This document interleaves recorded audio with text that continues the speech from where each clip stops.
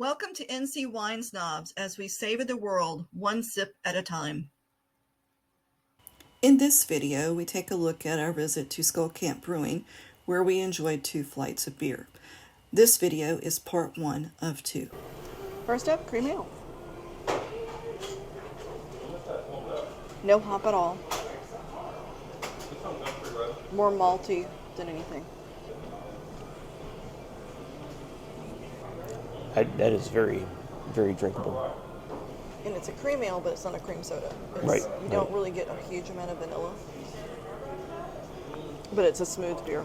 There's a hint of hoppiness, a hint of bitter on the end, but very clean, very, some caramel notes. Toast. That all we can smell, really, is the barbecue from the kitchen. Well, or the fireplace. Oh, there's that too. Because Yeah. the fireplace is like right there. And the kitchen is right there. Yeah, that one's definitely one that we could sit here and enjoy. Getting off the lawnmower. So we're on to the Hefeweizen. Mm-hmm. Now, I really like a cloudy Hefeweizen. I don't know what it is about the cloudy Hefeweizens, but I usually like them. And that one's not very cloudy. It's not No. particularly... It's not clear, but it's not as hazy as some. I don't know if it's the wee beasties that are hanging out in the beer that add extra flavor, but I like a cloudy Hefeweizen. And this one doesn't have as much of that Hefeweizen funk that I like. And I can't really describe what Hefeweizen funk it is, but it's sort of a sourness that's not a sour beer sourness. I'd say this is almost a cross between a lager and a Hefeweizen.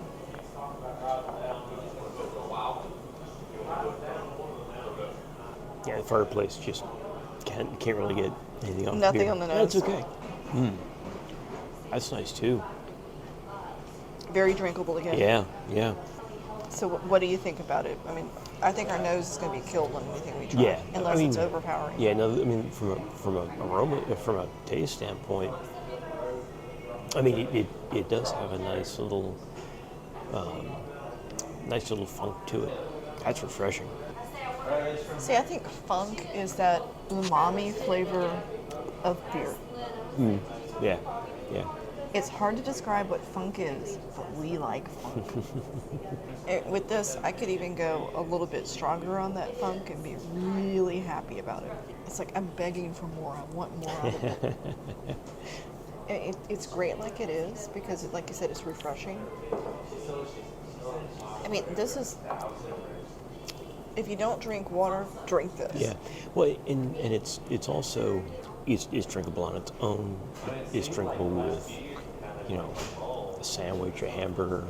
It doesn't have the kind of bready flavors that ambers and so forth do. So that sandwich pairing would be really good. Ooh, especially a good dark rye, something like that.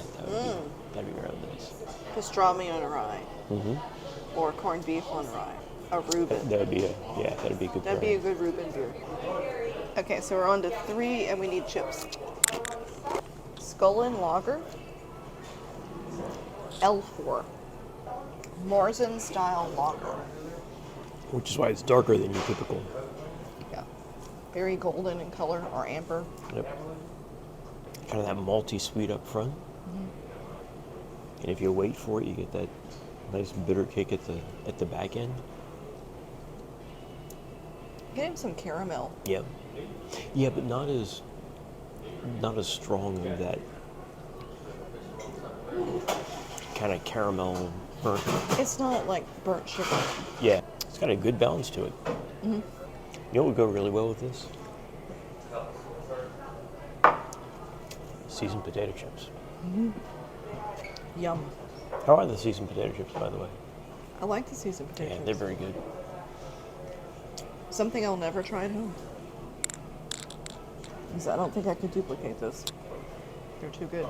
So the next YouTube channel for the NC Wine Snobs would be Sharon's Chip Adventures, because I absolutely love crafty flavored potato chips. Him, not so much. Yeah, but I mean, if somebody can't do a plain potato chip, why are you covering up with flavor? But those are good. I mean, they're not over seasoned. Light caramel. Hint of caramel. A nice, well balanced bitter on the finish. Now it is a little bit. I mean, of the three we had so far, it's the heaviest. So I couldn't. I don't know that I could pound down one after another on that. Definitely drinkable. I think I would want it with food, something to So a good thing the to chips go came when with they it. did. Yeah. Yep, that was a very nice time. D1. D1. So the porter. So we have this lovely little cheat sheet, which tells us what our beers are. So we're on D1, which is Cave Dweller Porter. And that is a very, very dark beer. So step into the darkness with us. Nice roasty coffee. Not bitter coffee, roasty. I would say not only coffee, but toffee. Yeah, bitterness like coffee, but a sweetness like toffee. Not super heavy. I mean, medium bodied on the palate. Really nice balance to it. Not a replacement for your morning coffee. It's not that much of a caffeine kick in the coffee flavor. Touche. Flavor-wise, it works though. And for a porter, it's a very drinkable porter. There's some that I've had that are so strong that you really want them with food. This one could stand alone, but I wouldn't want a pint of it, maybe a half pint. But that's nice. I really like that. If I really like that, that means that he doesn't get as much as I'm trying to drink. That would pair really well with a dessert though. You know, any kind of really rich dessert, like a chocolate cake, would Creme be great. brulee. Creme brulee. Imagine that with either a German chocolate cake or a Black Forest cake. Imagine either one of that those would as be a good. replacement for the water and brownie mix. I'd eat that. NC Wine Snobs, cooking today. Maybe another channel.